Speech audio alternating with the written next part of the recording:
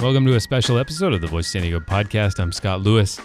If you're a fan of our work, you probably already know that we recently hosted Politifest. It was an event centered around some of the region's biggest issues and debates. We really wanted to celebrate, the culture of discussion and debate, and I was really pleased with how Politifest turned out and all of the interesting discussions that we had, and the attendance. It was crammed. So a lot of people couldn't make it and wanted us to make sure we shared with them whatever recordings we had. And one of the most interesting panels we hosted featured three prominent mayors: San Diego Mayor Kevin Faulconer, Sacramento Mayor Darrell Steinberg, and Mayor Juan Manuel Gastelum from Tijuana, all who come from very different political perspectives, but they're grappling with thousands of people living on the streets, health and safety problems, and all kinds of housing issues.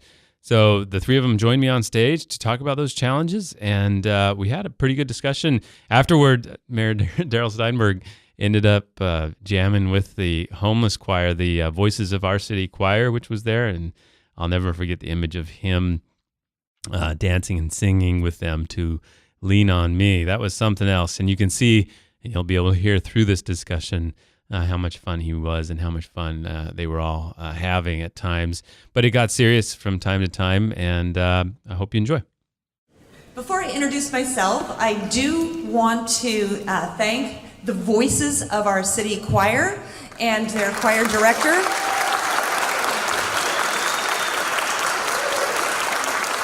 Their choir director, John Brady. They were founded in 2016, and they are a choir that gives voice to San Diego's homeless community. And I recommend you take a look at page 17 on your program, because it gives a better and more detailed description. But thank you very much. That was wonderful. So, hello, and welcome to Politifest here at the University of San Diego. My name is Noelle Norton, and I am Dean of the College of Arts and Sciences here at USD. But I'm not only Dean here at USD, I'm also a member of the Political Science and International Relations faculty. I have been a Political Science and International Relations faculty member here at USD since 1994. Before I became Dean, I used to teach classes in urban politics, Congress, women in politics, and on interest groups. These are topics that are near and dear to my heart. I just wish I had a classroom this month to deal with some of the issues that we're dealing with today. So, but let's talk about, the University of San Diego is very grateful to host Politifest on our campus. It is a goal of our students and members of our campus community, our community of scholars here at USD, to be politically active. And we define political activity in all ways, from voting to putting a placard on your front door, to campaigning, to protesting. So it is our goal for students to understand the whole gamut of how to be political. So Politifest gives us the opportunity to bring the leaders and the groups from the outside community onto our campus to engage with our students and faculty. And we find that to be critically important for our students and for our faculty to think about the greater San Diego region and how politics has consequences. So at USD, it is our goal to, at the core of our mission, to develop thoughtful citizens who are willing to participate in governmental processes. We're committed to the democratic process. We're committed to issues such as gun control and immigration. We are committed to issues that affect us in one way or another. And we want to keep all conversations going. So again, I want to thank the Voice of San Diego for bringing this important event to our campus for the first time. And I also want to acknowledge the USD organizations that have contributed and participated in this entire enterprise. The College of Arts and Sciences, the Department of Political Science and International Relations, the Department of Communication Studies, the Department of the Changemaker Hub, the Humanities Center, and the Center for Ethics, Economics, and Public Policy. So we have a lot of campus partners working with the community here today. So with us here today and moderating the first Politifest session is Scott Lewis. I see him standing there. He is the CEO and editor-in-chief of the Voice of San Diego. Scott oversees all operations for the news organization, and he has created partnerships and products that have earned the nonprofit both national and international recognition.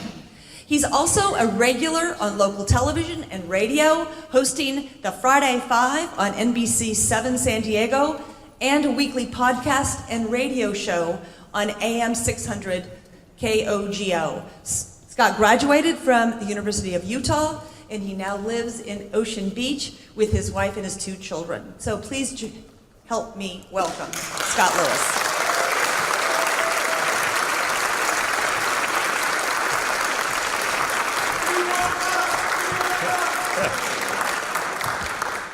We doing this? All right, Politifest 2018, welcome.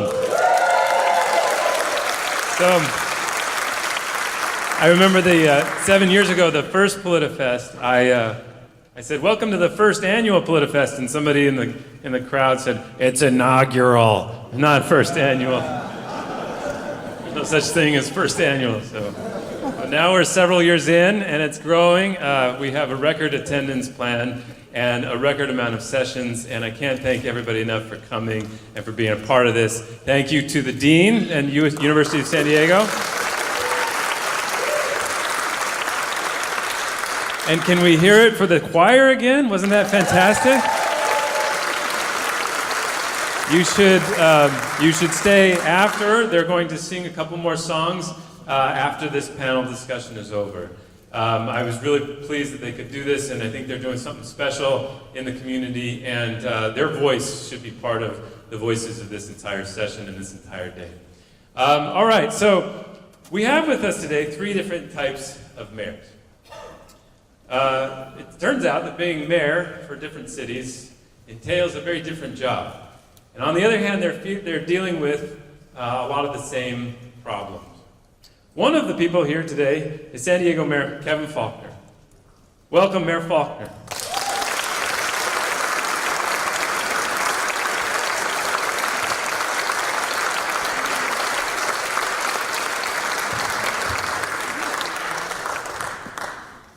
Faulconer is the chief executive of the city of San Diego, meaning he and his managers oversee almost all city employees. He's a former city councilman as well. But not all mayors are the chief executives of their city. Some have to lead in a different form. Take Sacramento Mayor Darrell Steinberg. Welcome, Mayor Steinberg.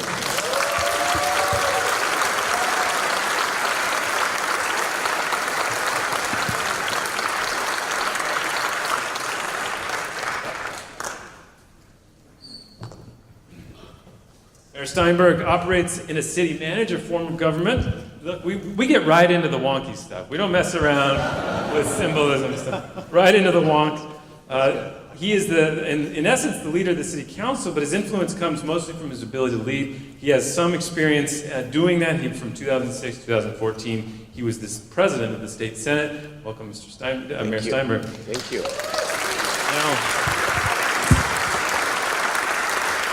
Now, I don't know about you, but I feel very fortunate to live so close to a very different and vibrant country called Mexico. Latin America played a big part in my education, and being able to visit it changed my life forever. But now there's a new tension, there's a new dynamic between our countries, and a president on this side who wants to build a wall, and so that we can hardly see the other side. He and Mexico's departing president forged a last-minute trade pact, though, and a new president in Mexico City could make things far more interesting for the two communities. In the middle of it all, just like our other mayors here, is Tijuana Mayor Juan Manuel Gastelum. Welcome, Mayor Gastélum.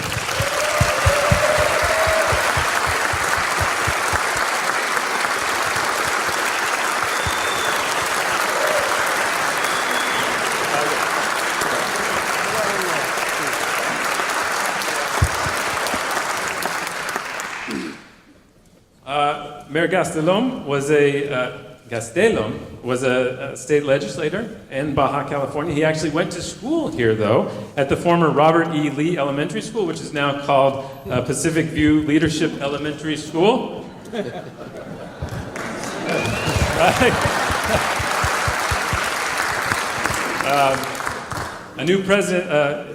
A I'm sorry. He, unlike previous mayors, he has the chance to get reelected, though, right? We might ask him if he'll try for that. All right. Well, let's hear it. Thank you for making the trip, and let's get the conversation started. Okay, I'm going to start with you, Mayor Faulconer. Thanks for coming. It's good to be here, Scott. Yeah, you didn't have to travel very far. I made the journey for you, Scott. Yes. You do a lot for me. I appreciate it, Mayor Faulconer. So you have an alliance with both Mayor Steinberg and Mayor Gastélum, but it's different. Tell me a little bit about both. What are you trying to do on both sides? What is your relationship with both? They're very different cities. I agree with the premise of your question. We do have. You're starting well. We'll see how it goes. No, and it is for very different reasons. Look, and first and foremost, with Darrell, Mayor Steinberg, we have a unique position, obviously, as mayors, but particularly in the work that we're doing with our Big 11 mayors, trying to be more vocal, particularly at the statewide level, for resources for cities. It's not about partisanship, different parties, obviously, but what is it that we should be doing to get dollars to make changes at that local level, whether it's, I'm sure we'll talk about a lot of these things, infrastructure, homelessness, others. Mayors have a unique perspective. The work that we particularly did this year, and I'm really proud of the partnership that Darrell and I have developed. When we went up to the state legislature and said we need some dollars for homelessness for the first time ever, directly to cities. We were successful at that. We're going to make that continue on, obviously. So a great partnership. Great. And my friend and colleague Juan Manuel Gastelum, we do spend a lot of time together. For all of the right reasons. We've been very vocal, as I think many of you know here, particularly over the last 2 years, building our relationship between our two cities, but with a particular focus on our economies, not two cities, but one region, and the strength of that region. Our proximity to Tijuana and Mexico is a strength. It's a competitive advantage. It is one that we promote and grow.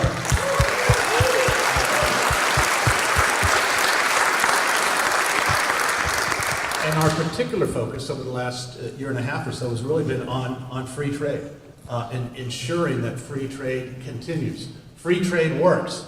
It's benefiting. We're creating good quality jobs on both sides of the border. So we've been very vocal on that. We felt so strongly about it that we restarted the Border Mayors Association.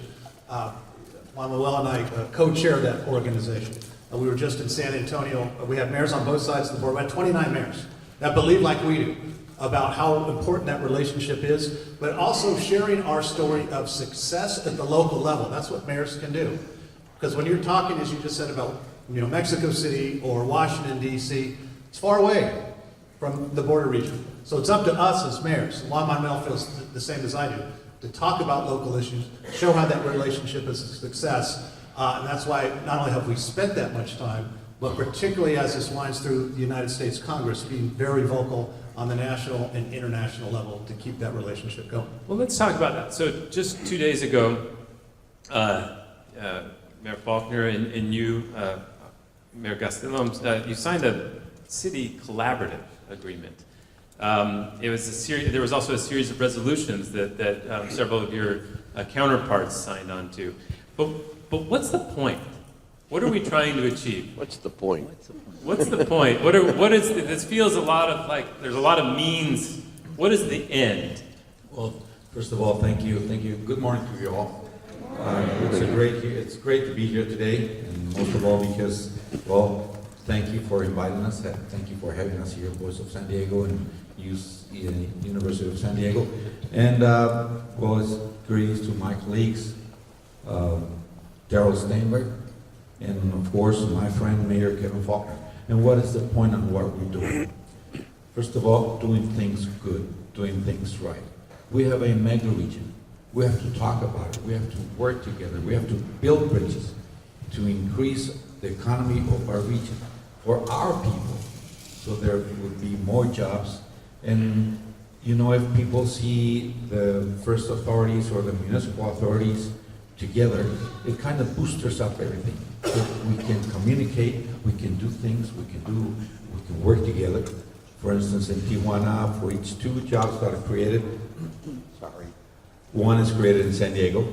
We, as Mayor Kevin Faulconer says, and I've been following through his words, is we breathe the same air. We have the same sea in front of us, or ocean. And we have families, we have relatives, we go back and forth. For instance, in Tijuana, there's 50 million people yearly crossing the border every day. Amazing. And then what do we have to do? What's the point? It's doing things, go the economical wheel goes around and around and around. We have to facilitate things. We have to facilitate what can be done. That's what our main objective. Work together. Someone over in San Antonio said that Tijuana, San Diego, the mega region, Cali Baja region, it's kind of a Romeo and Juliet. You know, we're together. Who knows who's Juliet or who's Romeo? But that didn't end well, I'm going to say. That didn't end very well. While it lasted, it was great. And we're going to make it last forever, if it's possible. God's willing, obviously. But we're working. That's the main point. Create. So did it get enhanced with what happened with the 2016 election with President Trump's rhetoric? Are you in a sort of defensive mode? And either of you can answer, or would you have tried to pursue this anyway? You know, I think it is more incumbent upon us, Scott, as mayors, to tell that story of success, because this border region does work well together. We are concentrating on building bridges, literally and figuratively. And with the help of our congressional delegation, again, we have strong bipartisan support. We look at the investments on both sides of the border. We just opened the pedestrian east facility. That's incredibly important. Pedestrian west, obviously cross-border express, so you can park your car and walk right into Rodriguezville. We were just in Washington advocating for a new border crossing, Otay 2, that's going to be the most technological. Again, how do we help goods and services flow? And so I think it's been more important, Scott, more important than ever, for us to be very vocal, and particularly not just here in the region, but in Washington, D.C. and in Mexico City. That's why we travel to both capitals together. Why I love doing all of the national media that we do, and I just did some national Mexican media in Washington, to promote how important this is. We have right in our region, we have 118,000 jobs that are dependent upon free trade, several billion in supply chains. People have a choice to locate and grow their research and development and their manufacturing. I want them to choose our region every single time.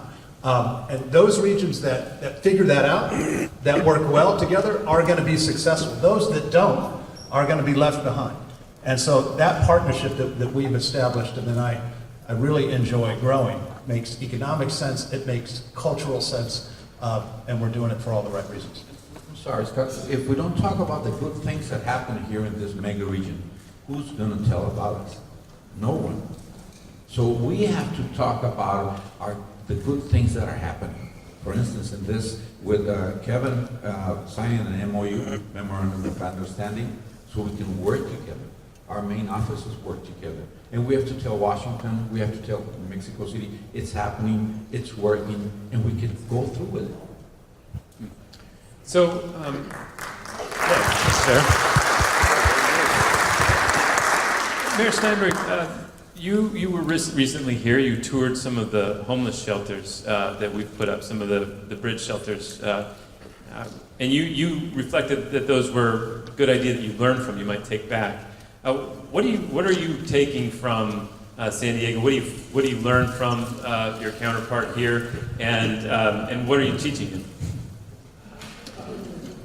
Well, I have much to teach here, but no, more to.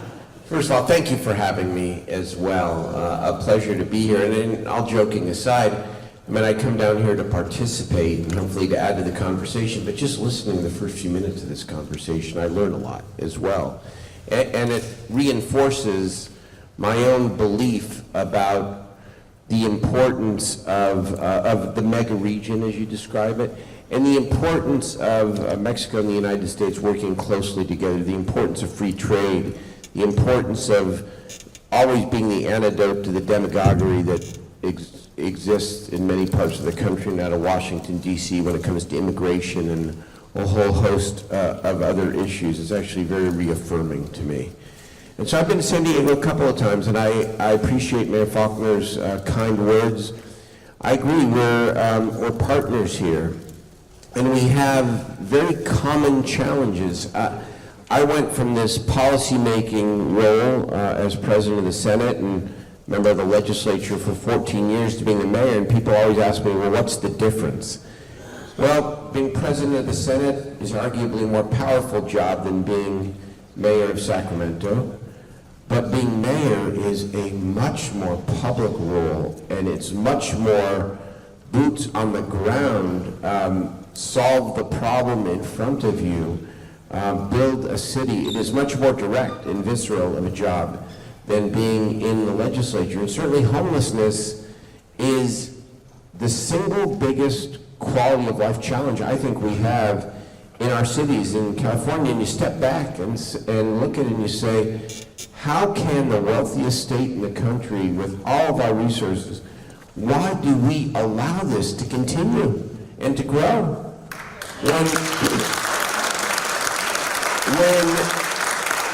When we actually know how to get people off the streets. We know that it is a combination of assertive outreach and triage shelter and permanent housing and case management and mental health services and substance abuse services. And by the way, a big dose and emphasis on prevention and early intervention before people become homeless in the first place. And so, a lot to talk about there. And I have found a kindred spirit here in Mayor Faulconer, you know, different political parties, different backgrounds, but it really doesn't matter because I came down to look at their sprung shelters because we're having a hell of a time in Sacramento finding permanent sites, warehouse space that isn't being overrun by the now legal cannabis industry. We're trying to find space for triage, and this idea of a sprung shelter that is flexible, that is clean, that is every bit as durable as a warehouse, is actually an impressive model. And so I came down to look at it, and I'm taking it back, and we're looking for now vacant land where we can do the same thing to add to our resource base to be able to get, I've committed to getting 2,000 people off the streets by the time of my re-election in Sacramento. So, I know this, you don't set a hard goal, you may not make it, but boy, you'll get a lot closer to making it if you strive, and that's what we're both trying to do here. Let me ask you about something. When you were in the Senate, you helped get through a lot of money for mental health funding. Yeah. And you've actually been successful in getting your county to unleash some of that in your community. How did you do that? And we broke a story here a year and a half ago about some of the funds that are literally sitting there and haven't been unleashed by the county. So this is a very, here's, let me step back just to digress philosophically for a minute, since I've been in these various roles. The people don't care what level of government solves what problem. They really don't. They just want the problem to be solved. You know, cities have had fights with counties, the cities and the states have had legendary fights about whose money it is, and I always say, you know what? No matter what job I've had, whether president pro tem, senator, mayor, my constituents are the same. And they care about the same things. They care about police and fire service. They also drive the state freeways. They care about homelessness. Many of our people need health care, and so let's stop this us versus them. How are we going to solve the problem together? And it's so true with homelessness. Now, I may be guilty of the original sin here because in writing Proposition 63 in 2004, all the mental health money, 1% tax on $1 million earners, generating, by the way, $2.2 billion a year now. It's helping a lot of people. But we put all the money through the counties. Little did I know that 12 years later I was going to run for mayor of Sacramento. Because what happened is, so I'd become mayor and I'm facing this huge problem. And I've got to go to my county to get the mental health money. Well, the county, They're fine, but we're a blue city. It's a purple county. They only have 2 representatives out of 5 who represent my city. And they're sitting on a lot of money over there. And so I tried to work with them, and let's just say that they were polite but relatively non-responsive. And so, knowing what I know about the act and having written it and knowing about the reserve money, I pressed them until it finally became a public issue. And it became a little bloody. And we ended up negotiating an agreement where they're going to invest now $44 million of excess Mental Health Services Act resources to invest in our city's whole person care partnership to get these 2,000 people off the streets. And I must say that I sacrificed some relationships actually in doing it. I'm not on their Christmas card list, but you have to do it. And this is. Kill any of them. I did not kill anyone. No, I just. Buddy, I got a little word. No, I just used just figuratively. But this is Mayor Faulconer and I have talked about this because he faces the same challenge with San Diego County. And what it really means is that we've got to go to the legislature and we've got to do what we did last year, which is to make sure that the cities, big cities especially, are at the center of this debate and that we're receiving some of this money. It's not a control thing. But yes, it is a control thing because we want to control, I take that back. We want to control the destiny. That's always a control thing. That's always a control thing. But we want to control the destiny of our cities and not have to be reliant on somebody else to tell us when and how we're going to get their money. I want to let Mayor Faulconer talk about this, or not let him, I'm going to push him to. But if you have any questions, feel free to text them to 619-202-9051. They're being curated and they'll come up here. I'm not just checking the football scores. But Mayor Faulconer, is the problem Republicans then? Well, the problem is that we have a county.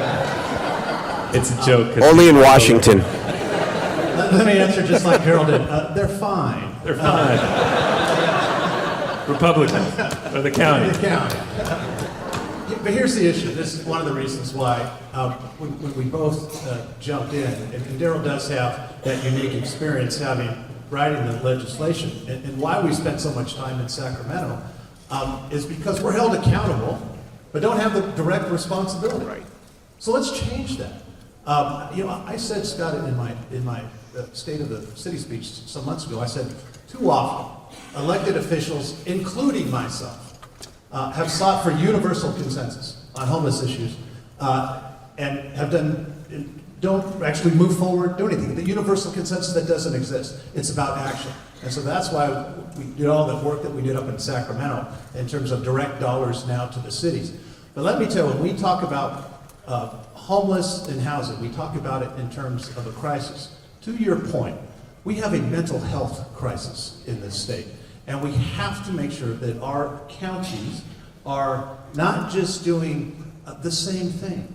One of the biggest things, and I've talked to mental health professionals all over the city, particularly in the last 6 months, we need more additional mental health beds, not less as we're losing some from our hospitals. But the number one thing that we need, and this needs to be a focus of our county, is we need mental health housing and the wraparound services that go with it.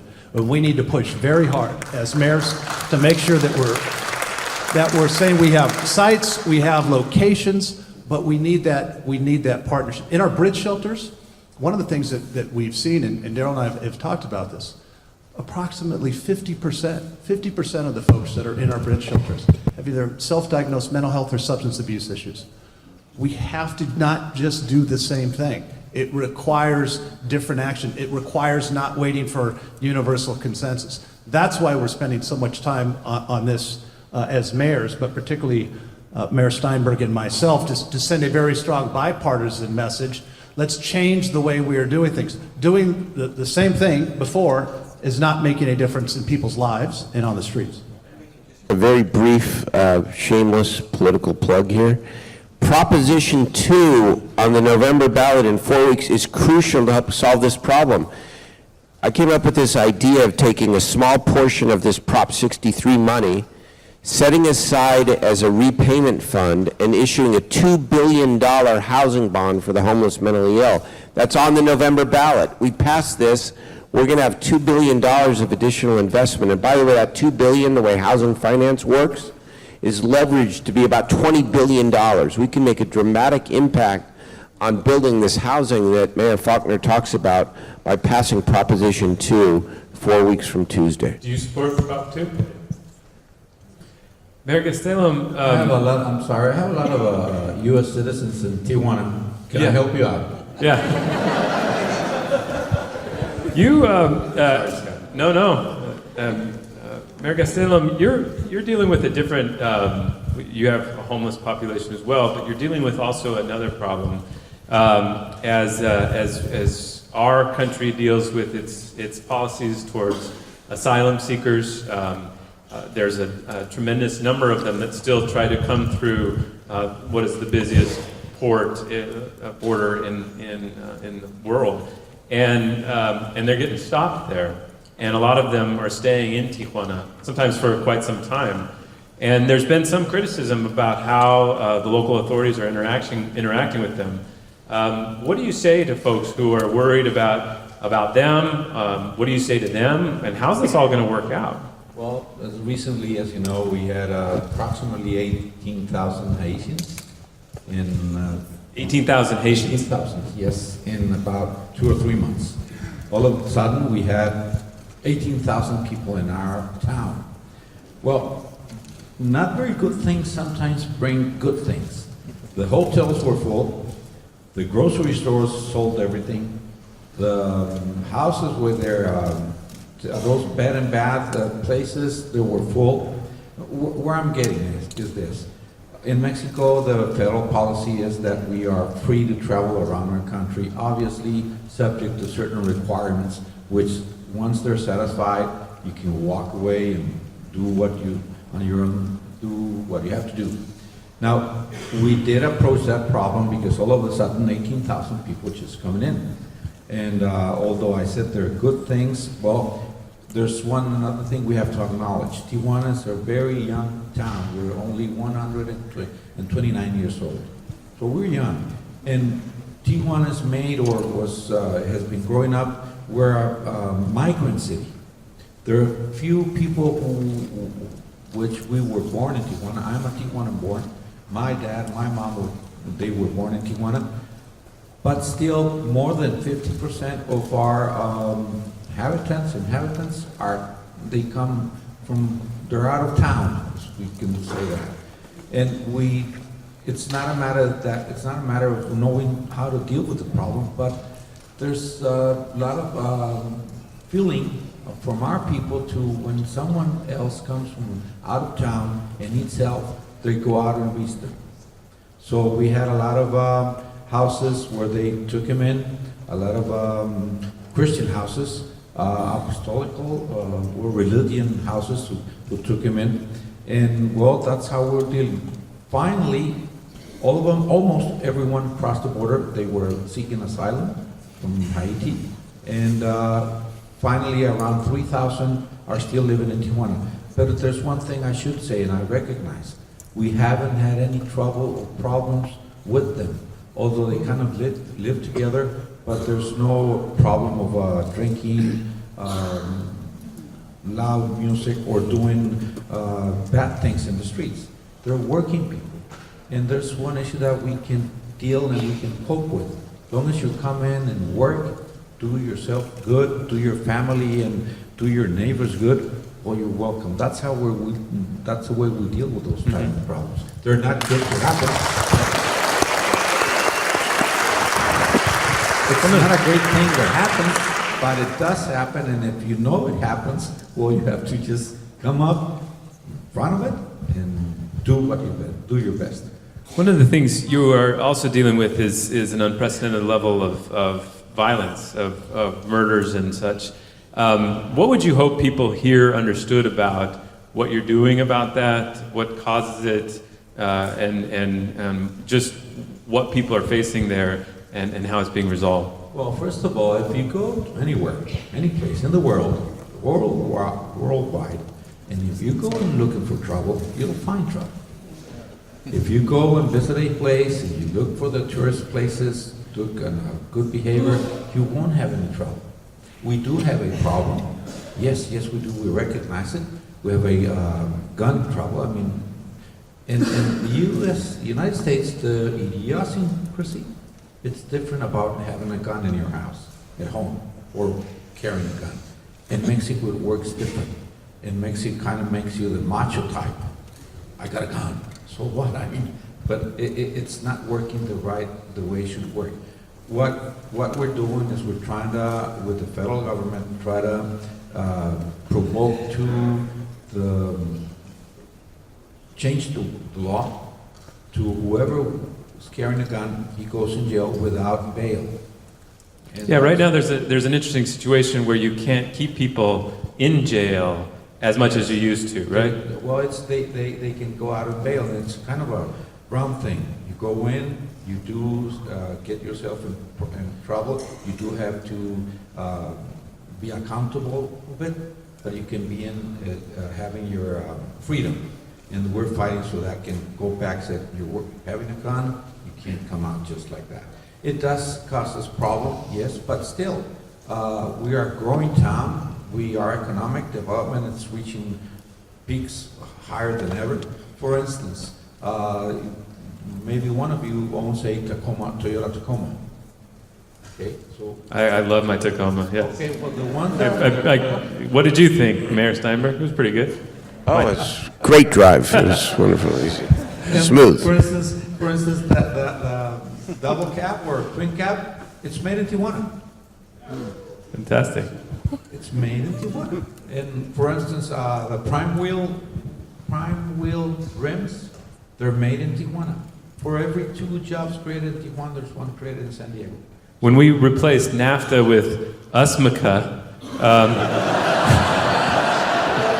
thanks, means a lot. Will they still be able to build Tacomas in Tijuana? Yes. One thing came out great. Mayor Kevin Faulconer and myself, we've been promoting, what's the right word, Kevin? We're promoting the good things that are happening in Tijuana, San Diego region. We need that trade to keep up. We do have to read it and understand it on the bottom lines, the real thin words or The small print? Small, yes, but still, we think it's going to work. It's a must. And we can push it together, we can work together, and come out great as we have been doing it for this past 10 years, 12 years. Thank you. Mayor Steinberg, with those tent shelters that we're dealing with here, the bridge, they were supposed to be a bridge to a permanent solution. There has been some, I think you would acknowledge, some disappointing results from how many people graduate from those facilities into permanent housing. And I don't know that anybody necessarily deserves specific blame for that, but it's a very difficult thing to find permanent housing.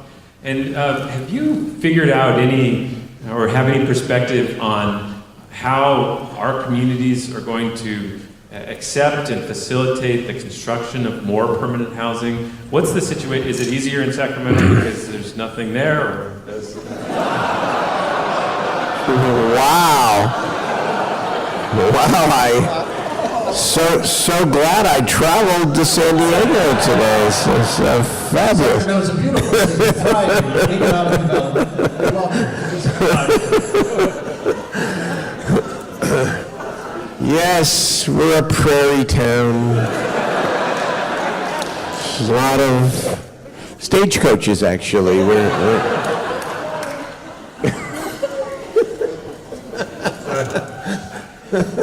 pull yourself together, Mayor. It's okay. It's okay. Let me answer your question, and just all kidding aside. Sacramento, by the way, is a growing, booming city. Tech, innovation, food. The food scene is incredible. Art and culture. It is the next great American city. I'm just telling you that. However, now that I have defended the honor of my city, let me answer the question. this housing, the housing crisis is so real, and there is not one cause, but I do think with a new gubernatorial administration, a recognition that this is the crisis that it is, the partnership with local governments, there are several things we must focus on. One is funding, there's no question, and more innovative sources of funding. You know, it's too expensive. It's $300,000 to $400,000 of subsidy per affordable unit in Sacramento.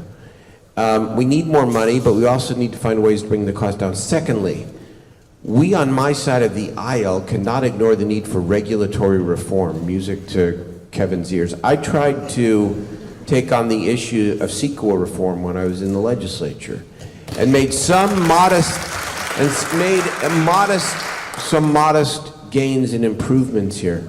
But ultimately, there needs to be a big deal between the environmental community, organized labor, the business community that essentially says the following. We are going to make it easier to build the kind of projects we say we need more of and want more of. Infill housing that's good for the environment, affordable housing, especially for people with special needs like the homeless. And we're going to pay working people who build the housing a real wage. That's the deal to be made here in California on regulatory reform. And third, you cannot understate this issue of NIMBYism. And Scott Wiener had a very interesting bill out of San Francisco, the Buy Right Housing Bill in 2017. 827, right? 827. That is the kernel of a bigger idea, because now that I'm a mayor, I'm supposed to be all for local control. Well, let me tell you something. You cannot understate this issue of NIMBYism. And Scott Wiener had a very interesting bill out of San Francisco, the Buy Right Housing Bill in 2017. 827, right? 827.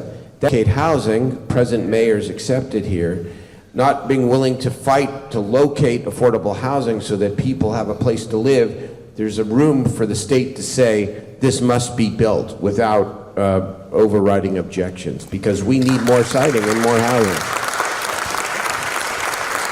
Let me ask you, Mayor Steinberg, is rent control one of the tools you need? So I have proposed in my city temporary rent caps, 3-year rent caps, and only for units that are 20 years or older, because that's correlated to where more of our middle to low income people rent. 50% of our low to moderate income renters in Sacramento, of 26,200 renters in Sacramento making low to moderate income pay 50% or more of that limited income on rent. We have a real problem. I don't like rent control, but I also think that there is a room for temporary relief until the market attains some equilibrium. I'm not getting very far with my proposal, but it's forcing others to step up and look at other options, like, for example, required long-term leases for tenants who want long-term leases, 18 to 24 months, rent stability and place stability over a longer period of time without calling it rent control. So yes, I think there's a room for some balance here. So yes on rent control. I know, I mean, I'm not trying to be a politician here. I'm against permanent rent control. I don't think, because I do think that it will have the unintended consequence of inhibiting growth, which we desperately need, and more supply. However, I believe that until the market attains some equilibrium, that temporary limited caps to protect the people who are most vulnerable, that's appropriate, and that even that is very controversial. You, I assume, Mayor Faulconer, are against rent control? That's a correct assumption, Scott. Been around for a while. But for all of the reasons that, and I appreciate what Darrell just said, because we're in the business of providing incentives to actually construct more housing. The unfortunate reality, and you've looked at some of those other cities, it has that dampening effect on actually building more affordable housing that you want. That's why we need to provide the incentives, the community plan work we're doing, and others to actually construct housing. Okay, so, but your administration just recently lowered the density plans for the corridor that's going up with the new trolley line up to UTC. That seems like a contradictory message. If the answer to rent control is to build more, but then you're also constricting growth in some of these neighborhoods, how are we squaring that? That had to do with height. One of the things you're talking about the marina, and that was about lowering heights, not about restricting density, because we need density. We just passed the Midway Community Plan, as you also know, dramatically increased density. One of the things that we've been pushing very hard on is updating our community plans here in San Diego. We've done 10, I think, since I've been elected mayor. I'm looking at Matt, he's nodding his head. In the 10 years before, you know how many we did in the city? 1. So if we're going to tell people where we want growth and development, and sometimes just partly where you don't, you have to update those plans and increase that density.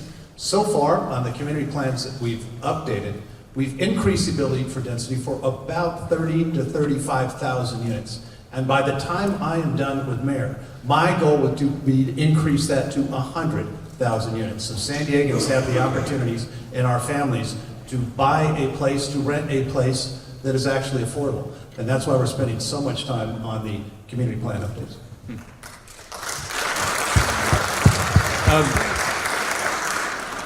Mayor Gastélum, there is a new president coming into power in Mexico. He's from a different party than you. Can you help first educate us about the relationship between the federal government and Tijuana? What control does the federal government have over a local jurisdiction like Tijuana? Oh yes, this coming 1st of December, the new federal government will take place, and we're looking forward to good things to happen.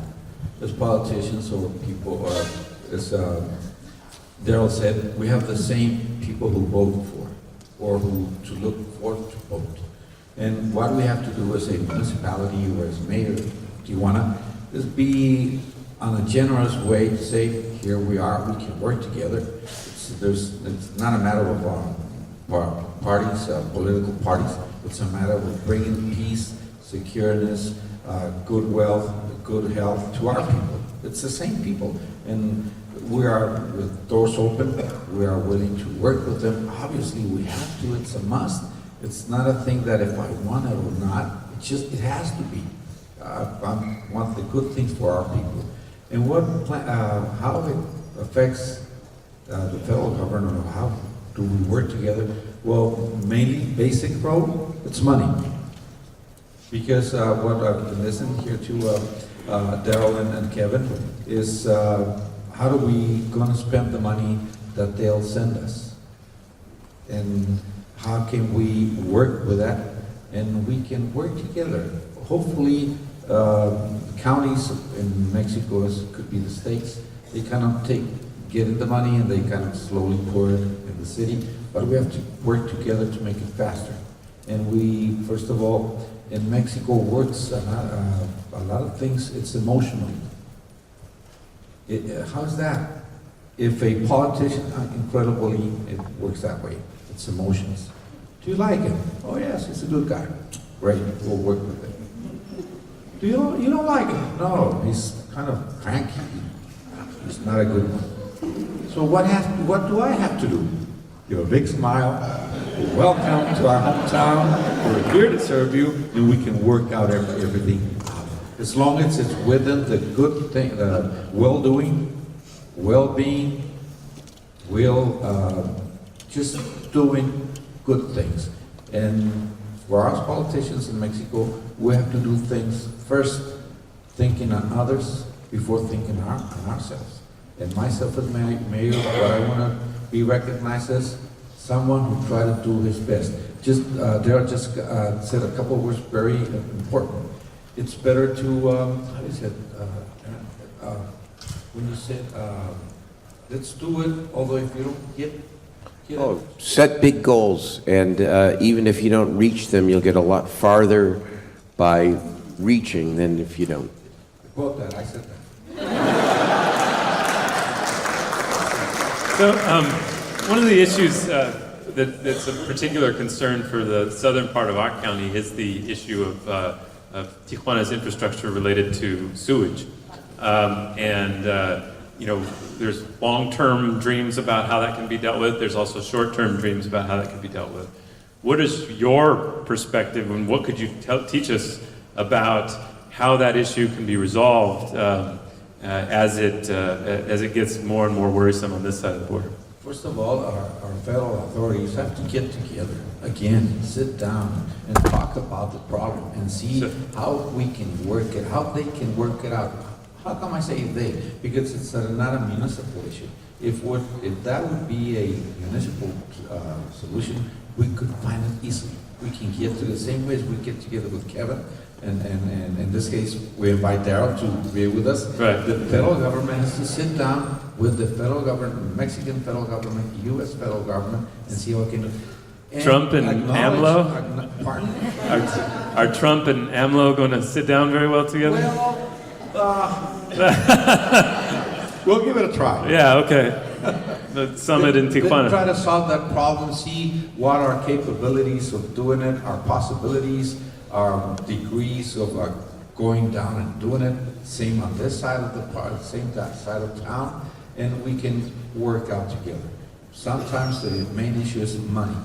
Yes, bottom line, it's money. They have to get together, try to work together. The same way we're doing it at the border. The same when Mexico finished the border infrastructure. The same way the U.S. is doing it right now, the border infrastructure. That's what we need, and we can work it out. Cool. I'm going to turn to some questions from the audience. This is an interesting one. Sacramento has one of the best urban canopies in California as far as trees. Actually, trees is kind of a big part of the climate action plan. What could you teach us about how Sacramento did that? Is it just because it's easy to plant stuff there? Sorry, I didn't know I was going to go on this track. Too cold. Well, with all our mules and tractors, it's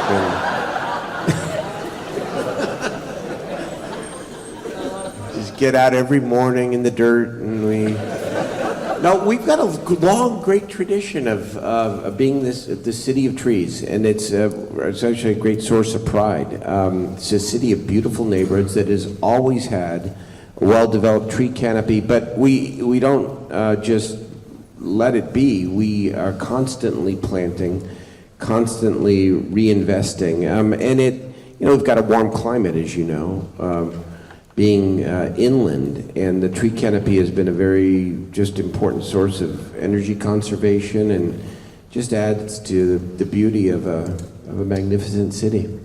And of course, as climate becomes more rage in the issue, we're trying to convert our ethos around that developed when we started as the Tree City to actually develop an industry around alternative fuels, electric vehicles, where we were designated as the Green City by Electrify America, $44 million investment in Sacramento. We are going to have hundreds of EV shuttle vehicles on our streets throughout the entire community that you can rent for an hour or two at a time and drop off at wherever you're going, and they'll be picked up by the company. So it's really from trees to electric vehicles to autonomous vehicles, alternative fuels.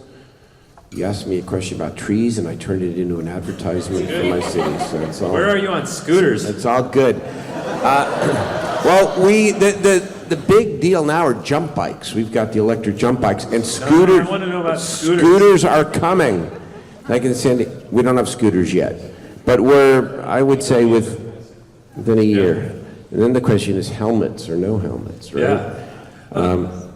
But we'll have scooters, yes. One of the reasons I named this panel the Mayors in the Middle isn't necessarily because of your politics in the middle of the spectrum, but honestly how mayors have found themselves in the middle of these giant forces of fiery resistance, liberalism at the Capitol, a fiery situation in the DC politics. And you guys are trying to figure out policies about what your police can do with people that they encounter that are undocumented, or what they should do. There's also a lot of intense pressure on police and criminal justice issues from one side from the president and people who identify with him, and from people who are concerned about how the police have treated their communities. You have had to manage a very tense situation over the last year. I think it's one of your greatest fears to have to deal with something that intense. What did you learn out of the crisis with Stephon Clark? Well, several things. One is that spending years building the bonds of community is the best antidote to preventing riots in your city when something bad happens. And people talking to each other, working with each other, knowing each other, community-based organizations that are involved, like today, in politics and local issues, because if you can't talk to each other when you're in the midst of a crisis, then bad things will happen. The second thing is that transparency is so underrated, but is so important. The fact that our city went out front when it came, for example, the video release policy of body cams from police officers, and that we didn't try to hold back, but we released video, and we continue to be well before the statutory timeline that is required in our city, helps create that trust. And third is address the underlying issue. Don't be afraid to talk about implied bias. You don't have to refer to each other in negative ways, police officers and community, to recognize that there is a problem there. And that if you're an African American member of our community, you have a very different experience with the police than if you're not. I have two kids in their 20s. I never would have taught them to put their hands at the 10-2 position of the steering wheel when pulled over by the police. That's what African American families, no matter what income level or neighborhood they come from, teach their kids. If we don't know that and recognize that, we can't change it. And finally, we have to deal with systemic poverty in our communities. That's really the message for me, is that generations of trauma, generation of hopelessness, generations of poverty are ultimately what must be the focus if we're going to change the lives of people and end these kinds of confrontations. So I'm proud of the city that we didn't riot. And we didn't riot, I think, because we took all of those issues very seriously. And we had built up those bonds of community connection for many years prior to the Stephon Clark shooting. And we're not out of the woods yet, because the DA still has to decide whether to prosecute the officers. And when that decision is made, and she will decide not to prosecute, if I were guessing, right or wrong, we're going to face another round of keeping the peace and trying to make real change.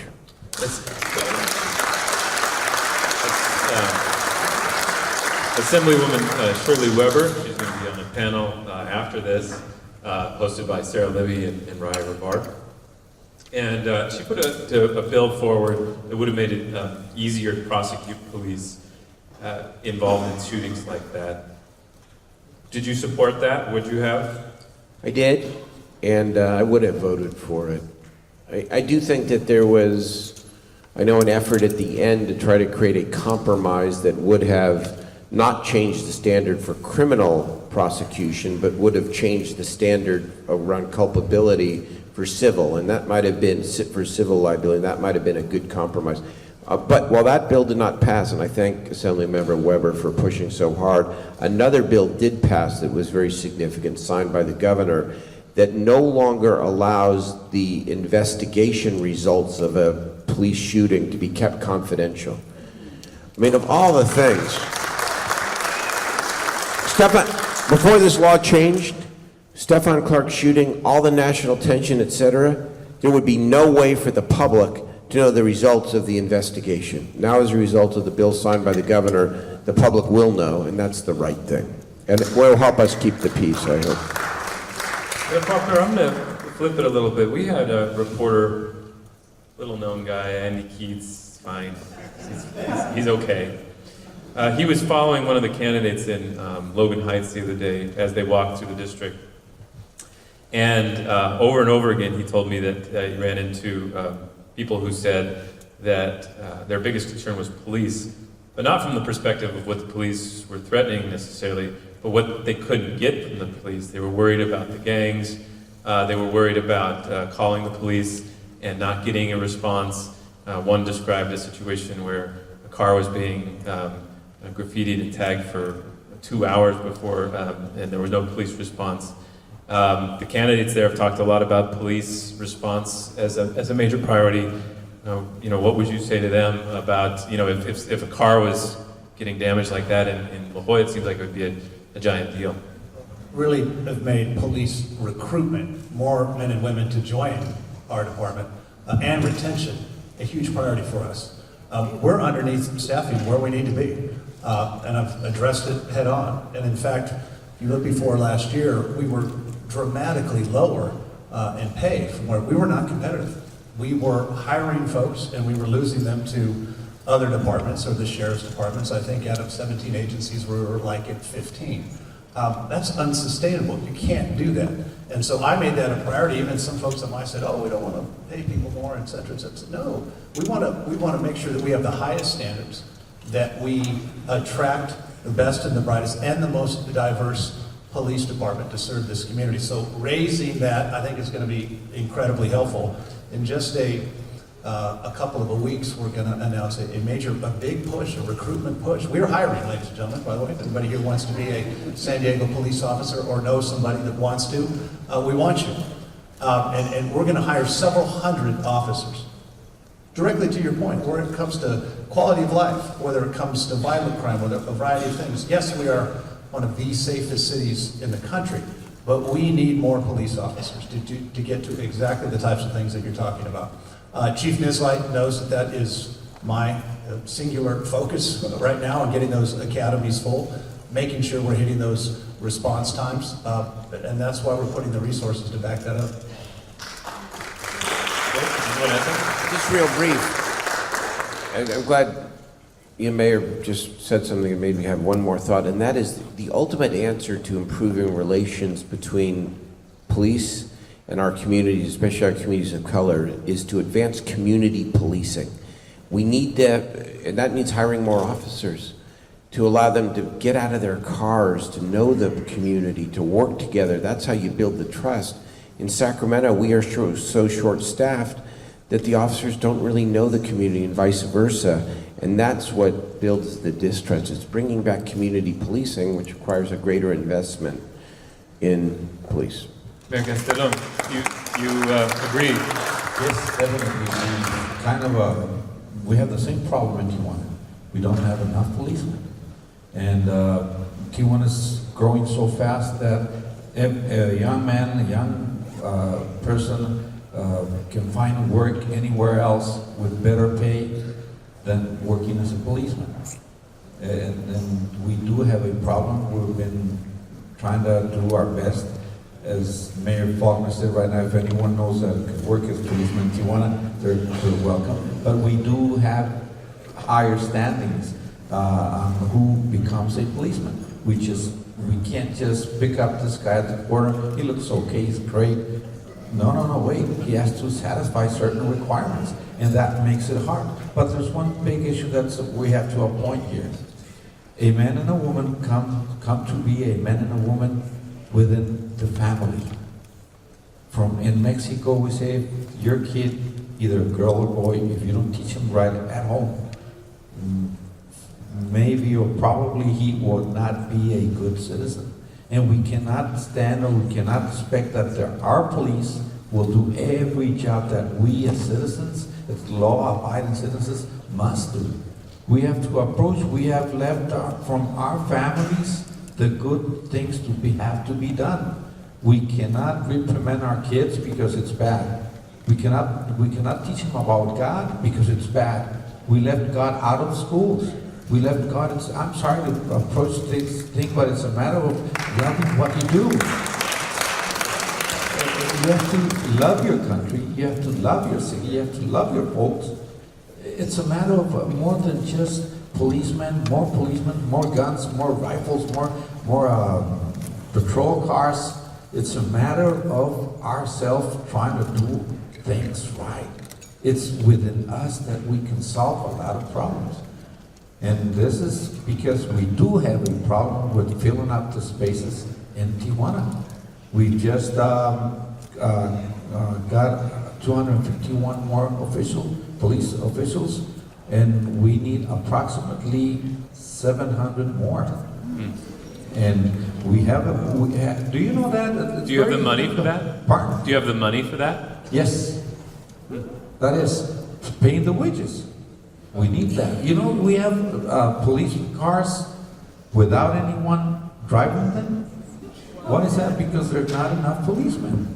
And I think it might not be the same here in San Diego or Sacramento, but the main issue is that we do have a problem filling up those spaces for good citizens to be a policeman. Thank you. I'm going to have to wrap it up. Mayor Steinberg, though, what have you learned about leadership as you transitioned to this? And do you want to be chief executive, strong mayor, when you run for re-election? Maybe throw that on the ballot too. Well, I don't want to cause a stir back home here, so I should probably say, look, I do think eventually that Sacramento, So yes. Sacramento should evolve. Cause the stir. Sacramento should evolve to a form of executive mayor eventually, whether that's during my term or after. I'll keep that a secret for now. But look, I want to say this: leadership.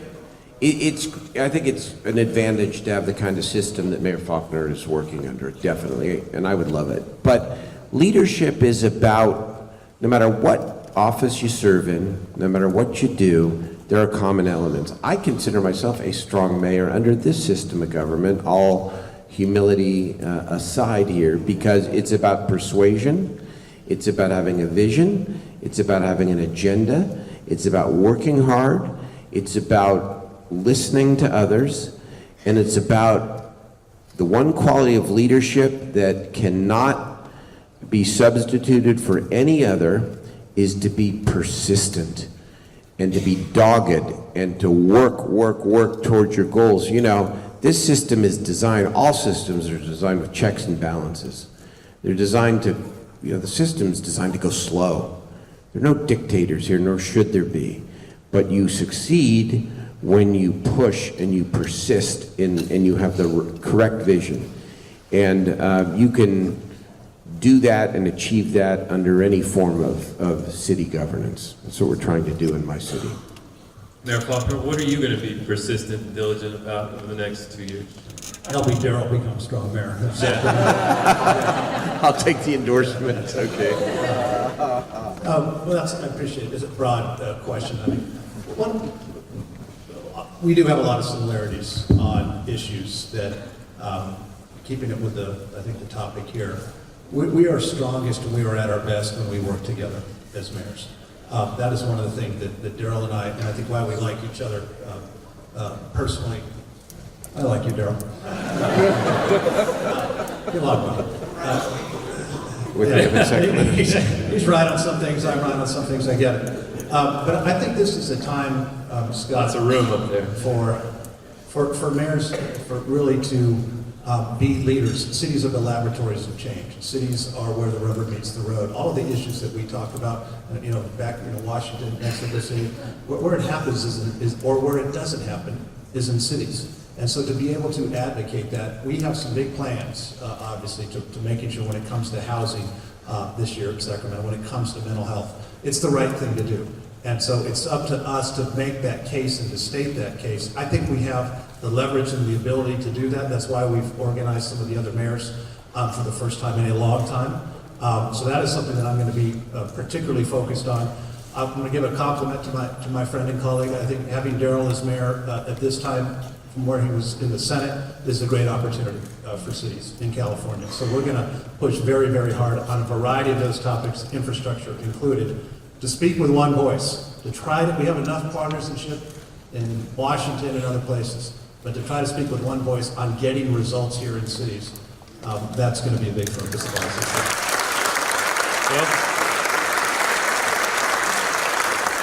On behalf of Voice San Diego and the many members who came to Politifest today, thank you so much for coming and speaking.